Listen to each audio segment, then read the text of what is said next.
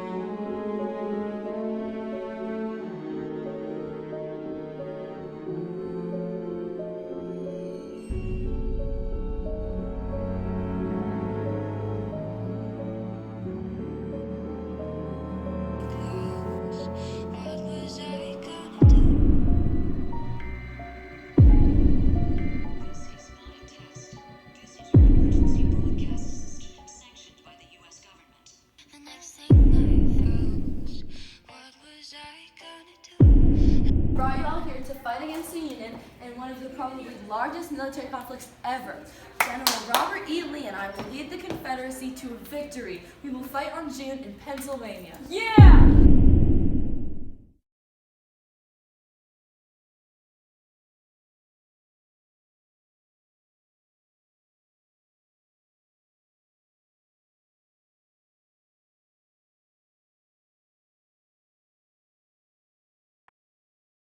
Hey, I just heard about this, and this is crazy, but here's the thing. Kansas-Nebraska Act, Stephen Douglas made it happen. It gave territories of Kansas and Nebraska choice if they wanted slavery, and bleeding Kansas means violence.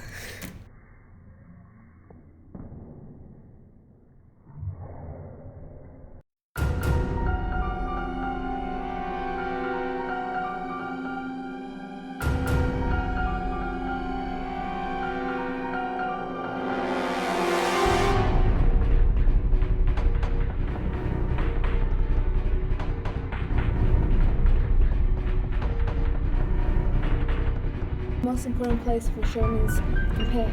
Atlanta has the most railroads. Yeah, that's good. Where should we have the battle? All throughout. That's good too. If something is wrong, we need to give Lincoln something. What should we do? Savannah, so we don't learn. Okay, we will.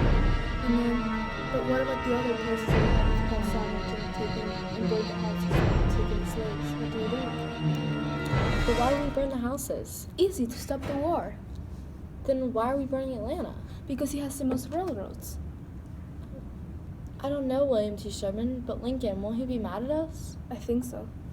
But that's why we're gonna give him Savannah as a Christmas present. Yeah. Oh, but who are we fighting again? Robert E. Lee.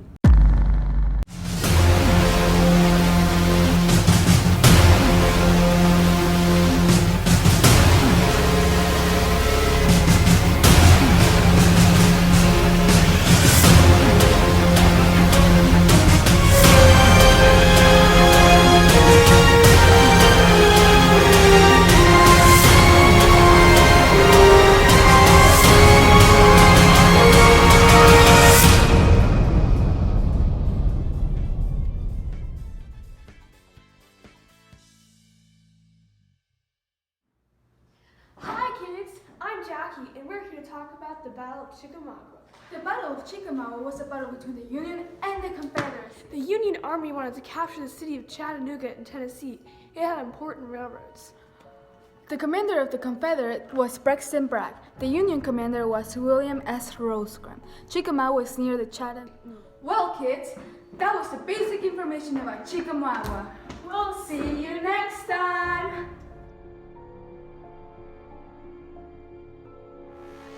Andersonville was a military prison that was commanded by Henry Wirz. Andersonville was the South's largest prison for captured Union soldiers. It was known for its unhealthy condition. It had a very high death rate. In all, around 13,000 Union prisoners died in Andersonville.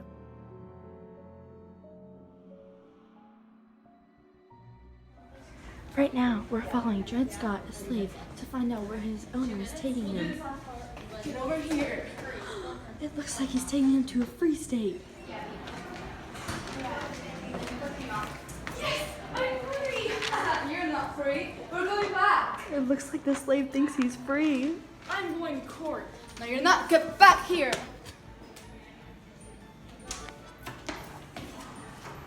It looks like they're coming out. Well, at least it looks like the owner's dragging Dred out, so I think he's still a slave. So you're a slave. I just got word that Dred Scott tried to sue his owner but lost, so he's a slave again. Get to work.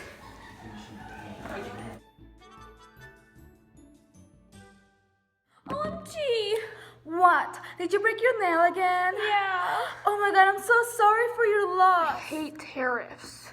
Oh my god, same. Twinsies! That was kind of random. Oh yeah, I know. I was just reading this magazine. Apparently in like 1860, the South was forced to buy from the North, but before the tariff, European goods were cheaper. And I needed to know that Why? I don't know. Oh yeah, and in this magazine it said that John Calhoun was against it, so he wrote the South Carolina Exposition. You guys are weird. Yeah, they had to buy from the North because the terror from the Europeans made it more expensive. OMG, just shut up!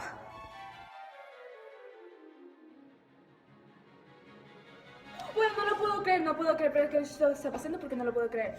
Lo que está pasando es que tienen que hacer esto y no pueden hacer esto, porque si lo hacen eso no lo voy a poder creer. Proclamation of Amnesty, Abe's plan. Y mis pantalones, ellos se han rompido, no lo puedo creer que mis pantalones se han roto. Esta es toda la camiseta que estoy usando, no lo puedo creer. Lincoln wanted to forgive Johnson. Honey. Pero después mi mamá me arregló el pantalón, así que ya lo puedo usar. Y lo puedo usar la camiseta con mis pantalones, camiseta y mi sombrerito aquí, mi pulserita. No, pulsera. Too much fighting for the plan to happen. Y no sé qué hacer, porque no todavía ni siquiera sé la hora que es. No sé qué lo que puedo hacer, no entiendo.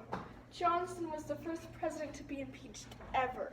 Y no lo puedo hacer nunca más, yo no lo puedo hacer. Mi cabello se está cayendo, mis pantalones se han roto otra vez, mi camisa se ha roto, no lo puedo hacer. Radical Congress, a newly freed state. No, y yo no puedo hacer eso nunca más porque no sé qué hacer, mi ropa toda está rota, no puedo hacer toda mi ropa. Abe's plan was very simple. Reconstruction. In 1860, the cotton gin was created to help separate the seeds from the cotton. Eventually, the cotton gin led to more slavery because more people wanted more cotton and the population started to grow. So that meant that more slaves had to start working on the cotton gin because the cotton gin was hand operated. There is something called the King Cotton philosophy, which is basically a theory where everyone needed cotton, and cotton is everything. The slave population was 44% of everyone, which meant 466,000 people were slaves. Most people owned slaves. In fact, 1,057,286 people owned slaves. That means 37% of all the population owned slaves. Jackie, how could you do that to me? You know it's not fair. I'm sorry, but that's just the way it is. Well, that's just gonna cause more drama between us, and you know it. You need to know that secessionists at the South wanted to leave the Union, not the other way around. Pia, I know I'm always right. Remember when you wanted to buy those shoes, but I didn't let you because they didn't match your eye color? Yeah? See? Well, you just need to know that the South wanted to leave the Union, and the North wanted to stay with the Union. Not the other way around. No, it was the other way around. See, I Googled it. Yeah, well, Google isn't always right, just like you aren't always right. And Alexander Stevens was a hypocrite. You want to know why? Because he told the South that they needed to stay loyal to the Union. But guess what he did? He became the vice president of the Confederacy. I totally knew that. I'm so sorry I doubted you. Yeah.